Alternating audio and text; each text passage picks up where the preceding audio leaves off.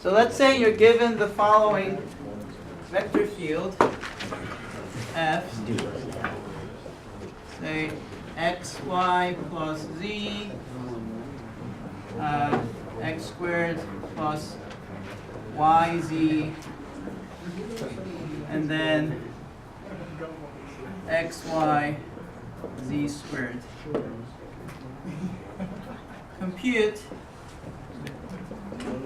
Let's compute the following. Number one,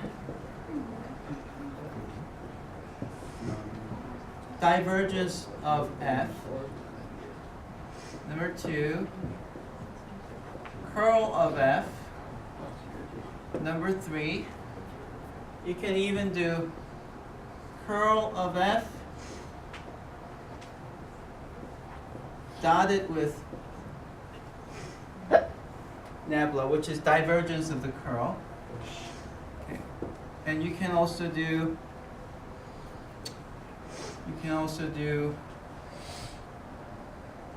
gradient of divergence. So let's try to calculate these. Now, on the exam, I might not give you this form, but rather write it as divergence of F, curl of F, and divergence of curl of F. And I could also say gradient of divergence of F. So if I write it like this, you should still be able to convert it to in this form and compute it. Okay. Yeah. So let me first do these. These are rather straightforward, and then as I try to compute this, I'll try to explain what these are. Okay. But you definitely have to remember that divergence means what? Nabla dot. Curl means what? Nabla cross product. Okay. So let's compute this. Solution. Okay, first, nabla is round x, round y, round z. And we're doing a dot product with f, which is xy plus z, x squared plus yz, xy z squared. All right. Dot product is done component-wise. So these are both x components, so we multiply them. Y components get multiplied, z components get multiplied, and you add them up. You add them up at the end of the day. That's what you do, right? So let's do that. If I apply round x to xy, what do I get? If I differentiate xy by x, I get differentiate. If I differentiate xy by x, I get y. Just get y. Okay. How about round x applied to z? If I differentiate z by x, I get Z. 0 is constant. Okay, we're differentiating, not integrating. Why? Zero. Z is considered the constant when I differentiate with respect to partial derivative, right? Partial derivative means only x is considered as the variable and y and z are considered as constant. So we get y. All right, what about round y applied to this? Round I applied to x squared is 0. Round y applied to yz is 1z, or just z, because y differentiates y as 1. Okay, now round z applied to this, what do you get? So you're going to get 2xyz.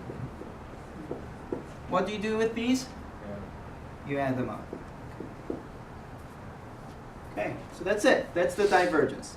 Easy, right? Okay, now let's compute curl. Number 2. Curl is I, j, k, round x, round y, round z applied to these three functions, xy plus z, x squared plus yz, and then xy z squared. Okay. hopefully you didn't forget how to compute matrices. Matrix determinant. This is a determinant after all. You have to, let's try to expand with respect to the first row. Remember, there's a checkerboard of signs that says I should be plus, J should be negative, and K should be, right. I should have plus in front, J should have negative in front, and K should have plus in front. Okay, that's the checkerboard of signs. Can you just do the, where you add the I and J? Yeah, you can do some other stuff. I'll just do the expanding way. Okay, so Okay. I choose I, what do I do? I take this submatrix and I do AD minus BC, right? So round Y applied to this, what do you get? So for I, what am I getting? X. Round Y applied to XYZ squared, what do you get? XZ. XZ squared, yes. Minus round Z applied to this. X squared plus YZ differentiated by Z. X squared is considered as a constant when you differentiate by Z, so that's 0. If you differentiate YZ, Y. you get just Y. Okay. All right, and then J should have a negative in front. And then when I choose J, delete the row and the column containing J, giving you this. So, okay, so when round X hits XYZ squared, what do you get? YZ squared. When round Z hits XY plus Z, you get XY differentiates to 0, but when round Z hits Z, you get 1. Okay, then plus K, then it's this times this, 2x, and that's it. YZ differentiates to 0. And round Y hits this, it's X. So that's it, and you can't simplify other than this one. 2x minus x is x, right? So you get xz squared minus y, negative yz squared plus 1, and x. See, I moved the negative inside, so it became negative yz squared and plus 1. Okay, so that's the answer to the number 2. Now, you may notice here that when you compute the divergence, do you get a scalar or a vector? Oh, scalar. It's a scalar. There's no vector here. It's a single number. You plug in x, y, z. If you plug in numbers in x, y, and y, and z, you get a single number, right? So it's a scalar. What about this? If you take the curl, what do you get? You get a vector. Something, comma, something, comma, something, right? So it's a vector. You're thinking about this one. Okay, yeah. I meant this one. So divergence gives you scalar. Curl gives you a vector. Now, because curl is a vector, it's a vector field again. That means I can think about divergence of the curl and also curl of the curl. Sometimes you get to use those. Okay, so you can compute curl of curl and divergence of the curl. Okay?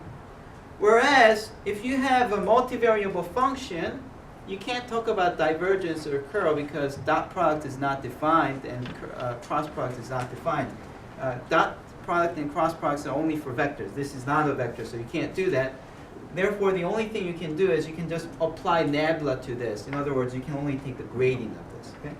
And that's exactly what's happening at 3 and 4. So 3, because curl is a vector, I applied div, okay, which means nabla dot.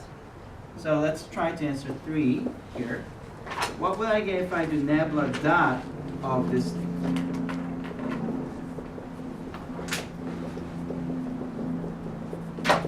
Right? This is curl of f, and if I take that curl of f and do a nabla dot, what would I get? That's the question here, right? What's that? That's this means differentiate this by x, differentiate this by y, and differentiate this by z, and you add them up, right? So you get, if you differentiate this by x, you get z squared. If you differentiate this by y, you get negative z squared. And if you differentiate x by z, you get 0.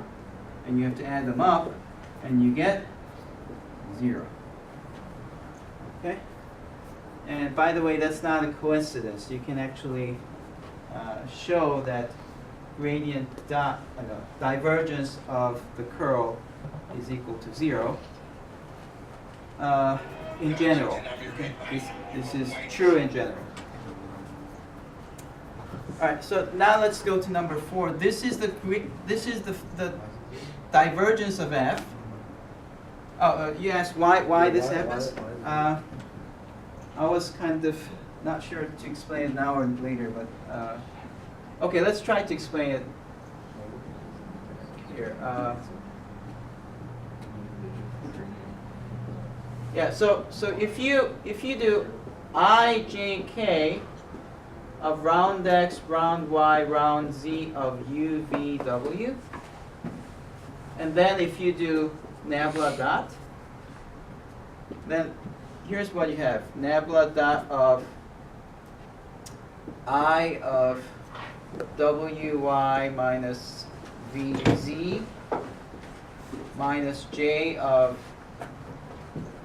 this is a straightforward calculation. If you do it, then it just will show up like that. Okay, so j would have this applied to w, so it's wx minus uz plus k of this one, so vx uy, vx minus uy.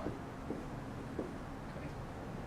And then gradient dot means the x component you have to differentiate by x, so it's wyx minus vzx. And if you do this, it's minus wxx. No, so it should be differentiated by y. Y plus uzy. And the last one you have to differentiate by z, so it's vxz minus uyz. And then if you look at it, these two cancel because second partials commute. Uzy and uyz are the same. Partial derivatives commute if the function given is differentiable infinitely many times. Actually, if the first derivative is continuous, it commutes. There's some technical side to it, but just think of it like this.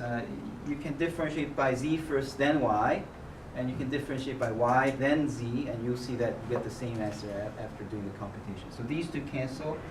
These two cancel for the same reason. These two cancel for the same reason. So you end up with 0. Okay, so that's not so enlightening. There is actually a deeper mathematical reason why this does work, but that's really outside the curriculum. All right.